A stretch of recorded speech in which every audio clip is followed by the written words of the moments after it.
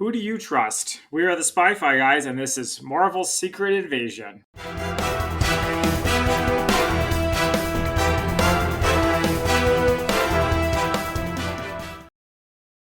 Hello and welcome back to the Spy-Fi guys, where we cover spy facts, spy fiction, and everything in between. I'm Zach. And I'm Christian. And today we have a dead drop episode for you about the Disney Plus series Marvel's Secret Invasion, episode number 1. Yeah, so Zach and I were invited to a exclusive screening of the first 2 episodes at the Spy Museum, but by the time of recording, only the first is going to be out for all of our listeners. So we're just going to be covering the first episode, which is titled. Wait, I had it. What was it titled, Zach? Do you have it? It's titled Resurrection. There we are. And I did not do any poetry synopses, so here's the IMDb summary. Aw, sad. Whatever. Nick Fury learns of a clandestine invasion of Earth by Skrulls. All right, pretty short to the point. So we open in Moscow with Everett Ross, aka Martin Freeman, who we've seen in Black Panther movies as well as I think he was in Civil War very briefly. Yeah. He was meeting with Agent Prescott, who has got some conspiracy theories about Skrulls. He thinks a bunch of different attacks are all connected and are all actually false flags for the Skrulls. Yeah, and he's kind of like Charlie Day from the meme. Right, yeah. And when did you think one of them was a Skrull? Given the nature of the show, pretty much immediately, I was like, all right, Really? well, one of these guys is Skrull, but which one does it make more sense? Because one is thinking about the Skrull attacks and others not. So, it might be him, but I'm also not sure. I don't know. It was a possibility. But so Ross tells Prescott that he has no proof, and then Prescott shows him a hologram for what will be the latest attack. Ross says he'll take it to Fury, who is on Saber, which is this space station that Fury has been stationed on. We saw him there at the end of Spider-Man Far From Home? Yeah. Mm. At this point, Prescott tries to kill Ross, and then Ross shoots him. Well, Ross, before he tries to kill him, Ross says something like, okay, I'll take this information to Fury in a kind of like suspicious way. Yeah. Like, that's what made me think something was up. Just the way you said it. Gotcha. Yeah, so it didn't totally come out of nowhere, at least not in my mind. Yeah. But Prescott doesn't change into a Skrull when he dies, at least not that we see, so, suspicious. Mm-hmm. As Ross leaves, he notices a tail. He calls Maria Hill, Kobe Smulders, for extraction. There's a foot chase. Ross is chased to a roof. He tries to jump across to another roof, but doesn't make it. Falls and hits the ground. This is a couple stories up, but he falls right in front of Hill and is barely alive. And the Spy Museum audience was like, ooh, ooh, ooh, when he hits the ground. Yeah. And we find out that the man who was chasing Ross is actually Talos, a.k.a. Ben Mendelsohn from Captain Marvel. Was Captain Marvel, yeah. Yeah. And Ross dies in front of them and reveals that he was a Skrull. So apparently Skrulls do have superpowers, but not to the level where they could survive a fall like that. Yeah. So we get our opening credits. So there's been a bit of controversy about these credits because they were made by AI. Oh, that's interesting. I mean, the director and showrunner have come out and said that, it was basically because of the changing nature of it, and you don't know what's real and what's not, is why they just decide to use AI for these credits. Sure. Yeah, that sounds plausible. They were actually made by a company who's done previous, effects work for Marvel before, who has come out and said that this, AI didn't actually cost any jobs. What is your take on it? I appreciate what they were trying to do with it here.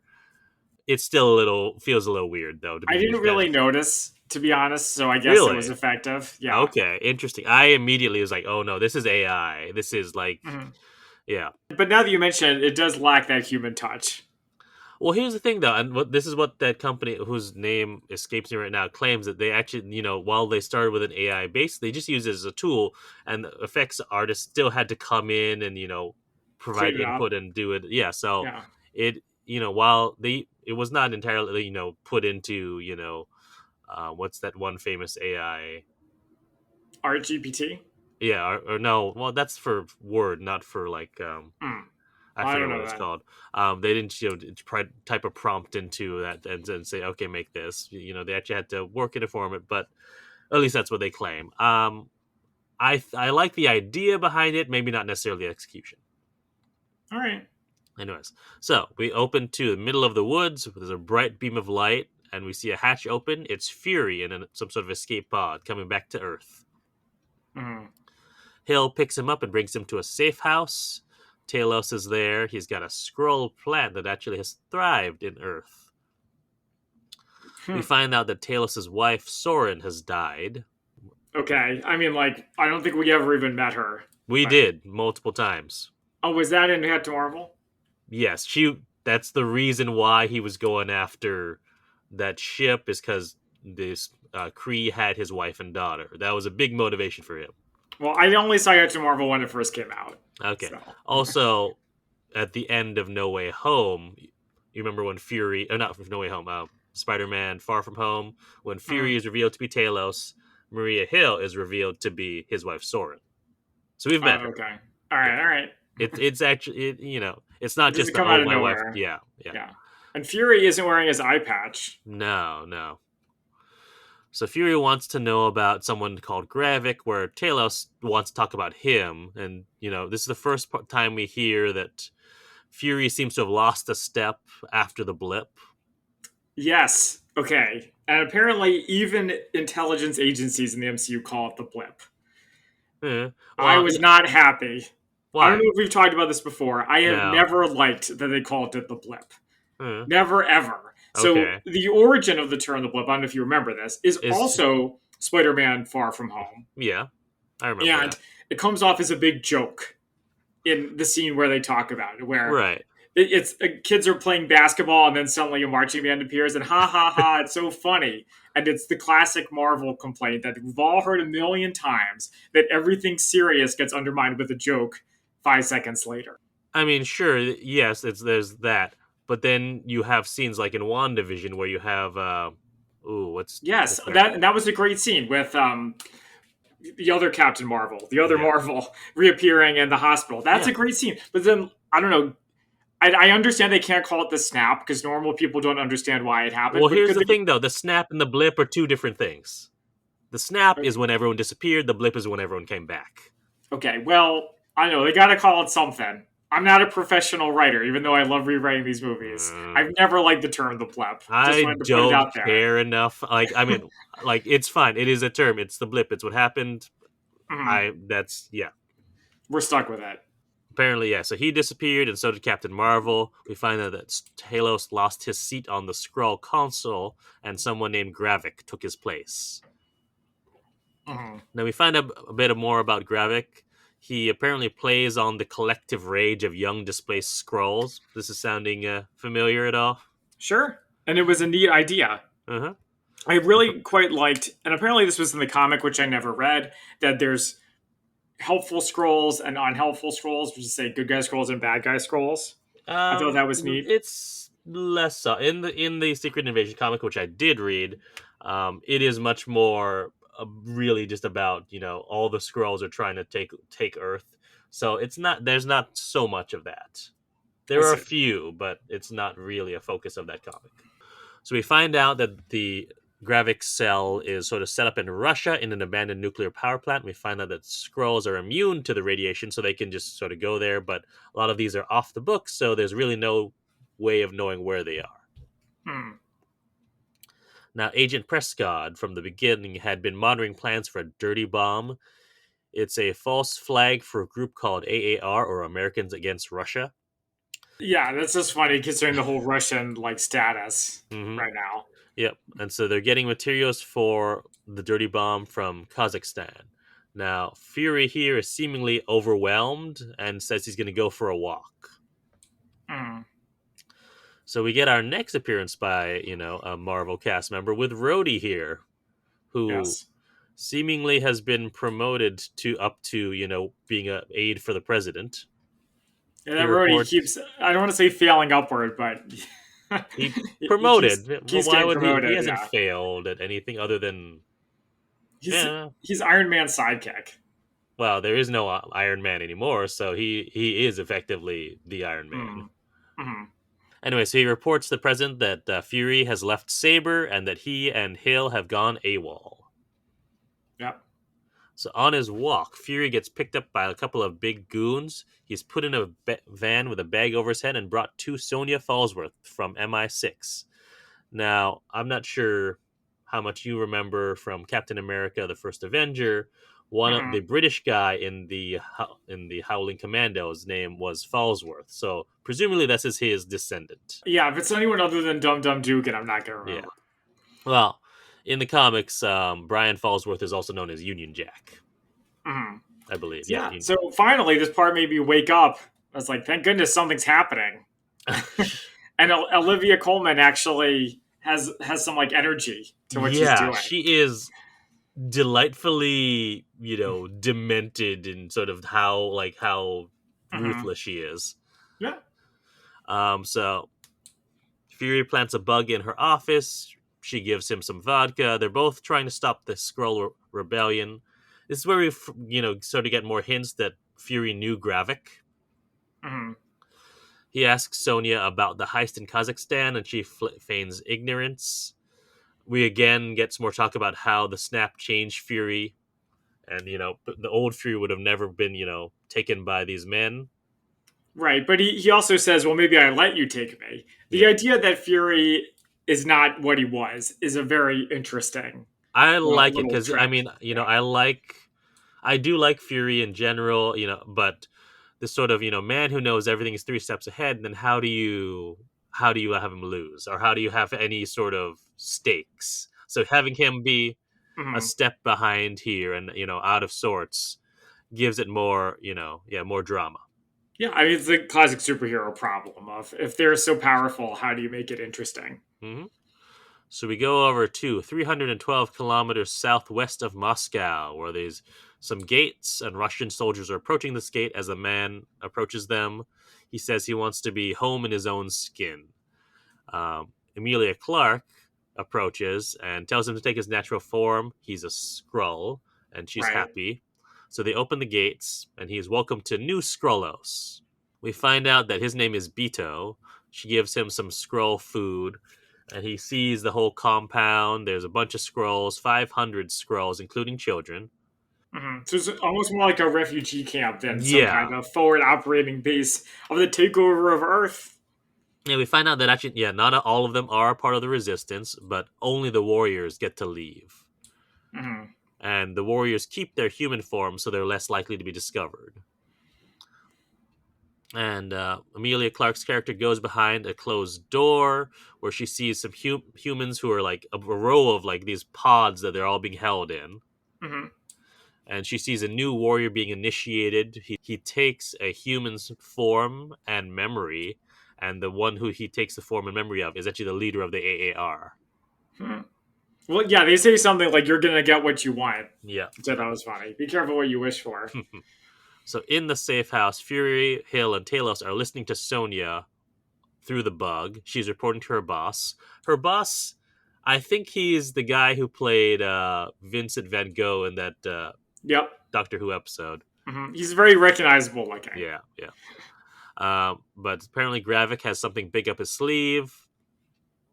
And, she does know what happened to the bomb materials, obviously, and has a suspicion about which bomb maker in Moscow they're going to use. Now, Fury wants to go after to the bomb maker. Talos is hesitant about attacking MI6 agents, and Fury says that Sonya will go scorched earth on anyone involved, so they're going to have to hurt some people, some from friendlies, basically.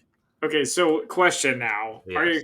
Are Fury and Hill and Talos, are they part of Shield, or are they just acting independently? They're acting independently. Okay, come on, you remember Shield is gone. I Effectively, thought maybe it came back at some point, in the show Agents of Shield, yes, and then it went away again. and then Basically, it got discontinuity or something.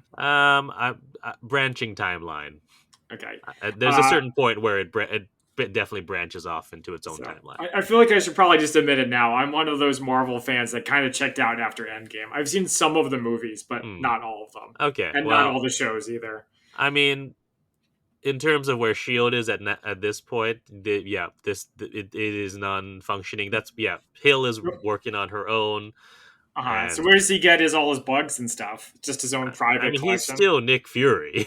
He has his ways. Yeah, I mean he was on Saber, so he presumably has access to any sorts of tech up there. Right.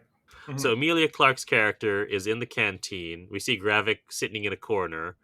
You get a report that Fury is in town from his right-hand man. No one besides Fury or him know that he's in town. And Emilia Clarke's character is told to go pick up the bombs. She goes for the pickup, and there's a bunch of MI6 agents watching. And Talos actually takes them out with chloroform or something similar. Mm-hmm.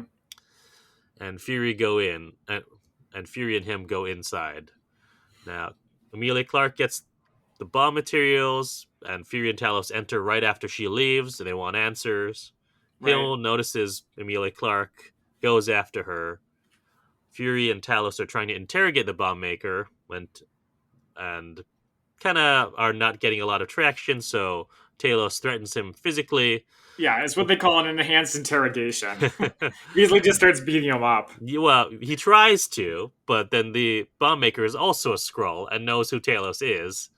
Talos tells Fury to not interfere, but Talos is getting beat up. So at one point when it looks like that's dire, Fury shoots the bomb maker and kills him. But Talos is upset because he said, "No, this is my fight. You shouldn't have interfered." Yeah, I don't know. The classic, "Well, I saved your life." Yada yada yada.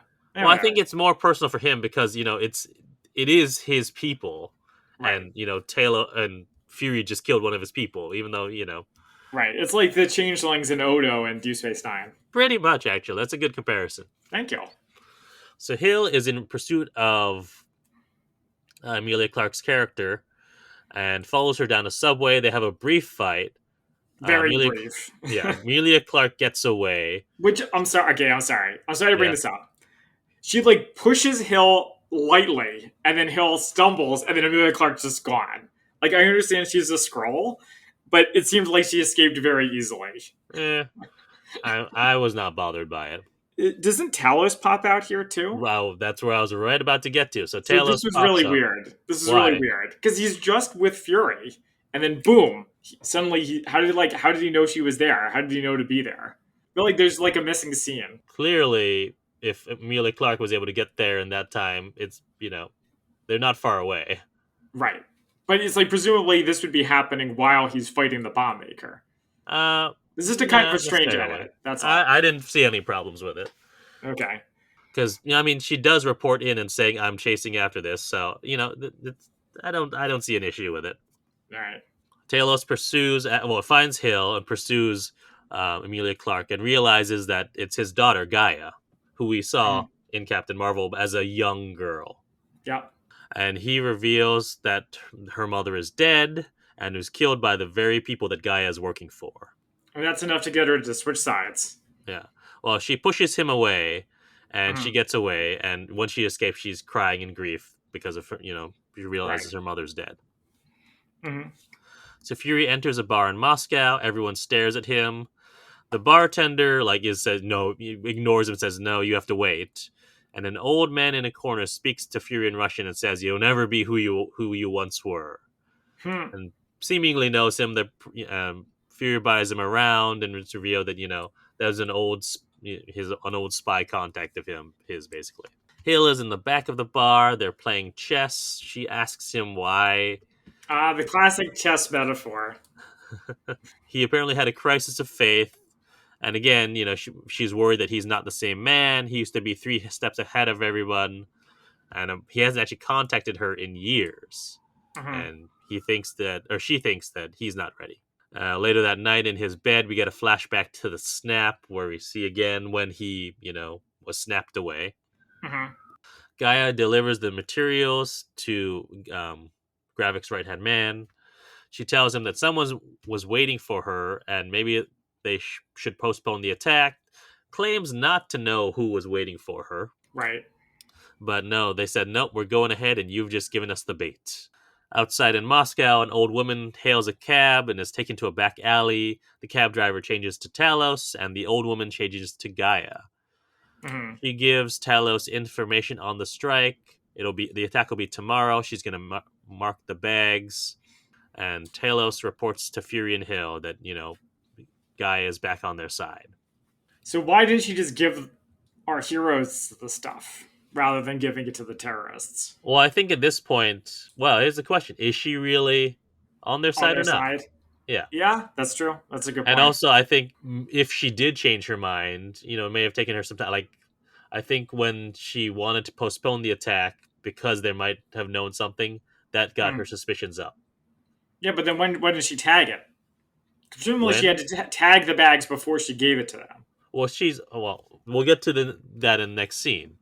So Fury and Talos and Hill are all at the location for the strike, and they get eyes on Gaia. So she has the backpacks with her at this point.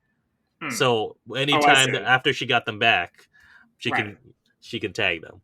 But then why didn't she just take it directly to our heroes? She probably had people watching, and we do see that she has people watching here. So the idea is like you're protecting her cover. Yeah. All right. So they use their fancy spy glasses to track the backpacks with infrared spray. I did like the glasses. Yeah. And they miss a brush pass. Yeah. Yeah. So on the one hand, Fury, I get it, because if he's Yeah. supposed to be off his game, but Hill missed it too.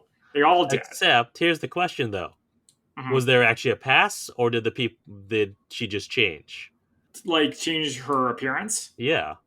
Well, she went from having 2 backpacks to 1. Okay, yeah, so there's at least one pass, but there could have been Right. 2 potential passes. And they do say here, we're watching the bags, not the people, because the people can change. Well, they screw up both. Yeah. Well, that's why they have the infrared spray, even if they miss the pass, they can actually track it. So they all split up. Talos goes after one bag, Hill goes after another. Fury finds some high ground, and while he's scanning the crowd, this creepy girl with a ball approaches. Now, she looks similar to one that he saw on his walk the other night. Yeah, and very clearly a Skrull. Yeah.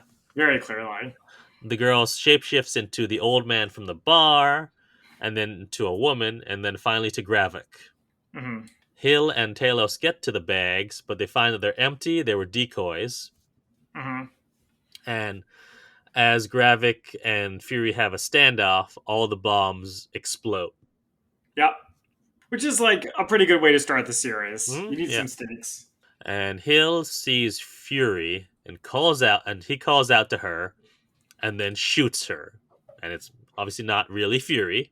Well, I thought maybe Hill was the one who wasn't a Skrull, and he somehow figured that out. True. Could have been that, but we see the real Fury a second later. He spots the fake, who is actually Gravik, and Hill dies as Fury is pulled away by someone. Oh, if only she died. Sorry. Can I give it away? What? That she's not dead. Why do you think that? Because I was looking on the IMDb page for the tagline and the resurrection, and it says, Colby spoilers Maria Hill 6 episodes. So maybe she gets replaced by a Skrull or something. Well, I've seen the next episode, and I'm trying not to say which way. All right, fine. Also, if you're looking at IMDb is frequently wrong.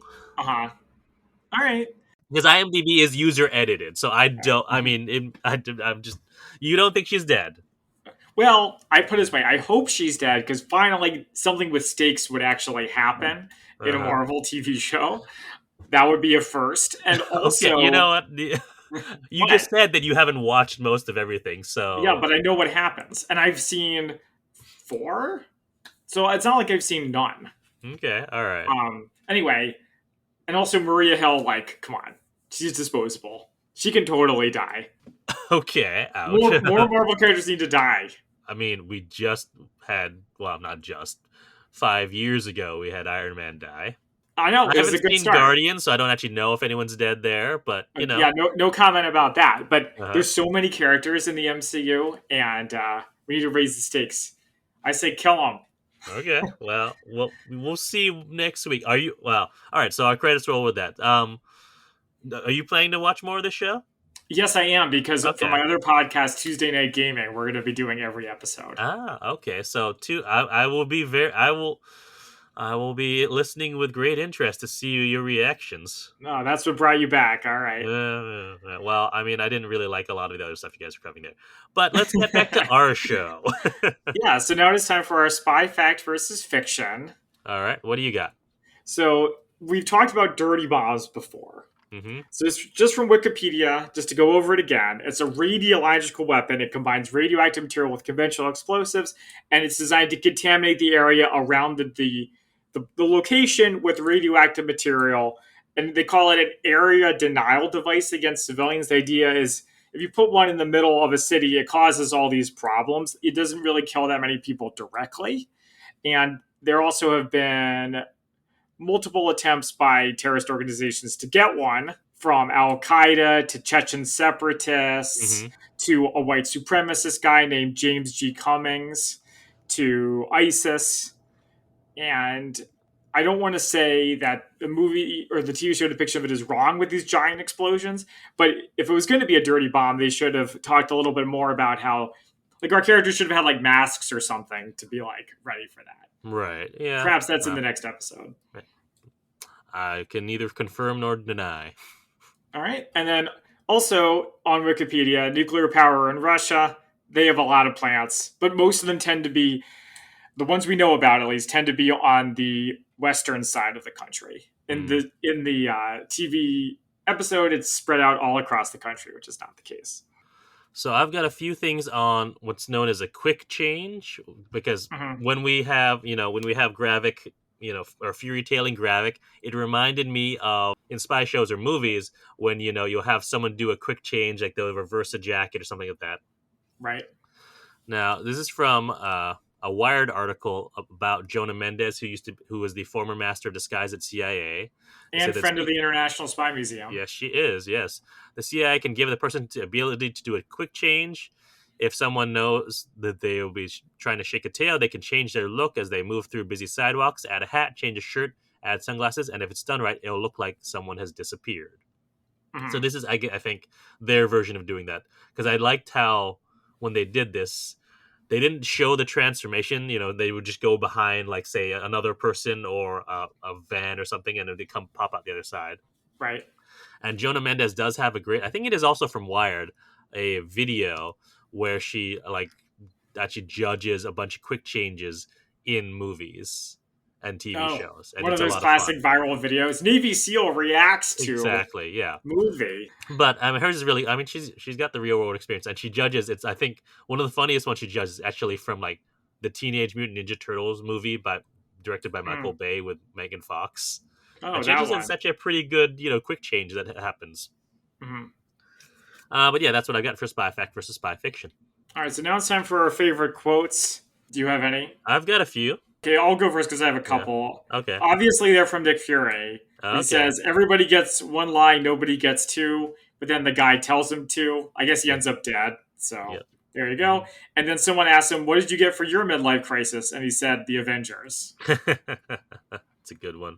Yeah. I've got a few. So a lot of these are actually from Sonia Fallsworth. Mm-hmm. Well, this one's from Talos. It says, you're going for a walk in Moscow at night? Well, you're going to stand out. Yeah. From Sonia. Let's see. Large black man, Moscow. It could either be Nick Fury or the ghost of Paul Robeson. Yeah, who's Paul Robeson? He is... Oh. I guess he's some kind of singer? Because it's something involving music, right? No. Oh, I thought she said something like that. Yeah, he is a singer. Okay. Paul Robeson, American bass baritone concert artist and film actor and professional football player and activist. Wow. Actually, if you watch one of the later episodes, I think it may even be not the second to the last, but of the Young Indiana Jones Chronicles, he appears because of course someone appears as Paul Robeson because Young Indiana Jones is the Forrest Gump of the turn of the century. Mm-hmm. Also from Sonia, were you a lot extraordinary? You usually only scratch the surface of mediocrity. Mm-hmm. And I've got last one. How do you think we kept the Cold War from getting hot? Spooks like me buying shots. I feel like that's something they've talked about a lot in other spy movies, where every character you meet has credits themselves for not letting The the Cold U.S. War. and Russia go to nuclear war. Yeah. Alrighty, and now we are on to our ratings. Yeah, one being Avengers 1998, 10 being even better than Taken or No Time to Die. How do we rate episode 1 of Marvel's Secret Invasion? Why don't you go first this time? I feel like I always go first. Well, we like to end on a higher note, so I go for last usually. No, so I really enjoy this. I'm trying to judge this as just the first episode and not the second episode, which is it improvement? It is I mean, it gets really good in the second episode, but I did like the first episode. I'm gonna give this a 7 out of 10 martinis. I mean, I think it's a good way to start. It's a good lead-in. You have that, shock of bombs actually explode and Maria Hill dies. But I would say if you enjoyed, or even only slightly enjoyed this first episode, keep watching, because the second episode is where things really start to happen. All right. So for me, this was not bad. Okay. It was just okay. Okay. Classic Marvel MCU TV show. It was all right. Okay. And it was actually, I would say, better than average. Like, even the dialogue scenes kind of kept things moving. Samuel L. Jackson helped a lot. The stuff at the end was pretty good, and I'm feeling generous today, so I will give it a 6 out of 10. Okay. I will say, I mean, what I appreciated about this show, and I feel like I told this to, our friends at the Spy Museum that was on their Instagram stories, is that for a show about an alien invasion, it's surprisingly grounded and down to earth, no pun intended. Well, there have been shows like that before, right? Like V.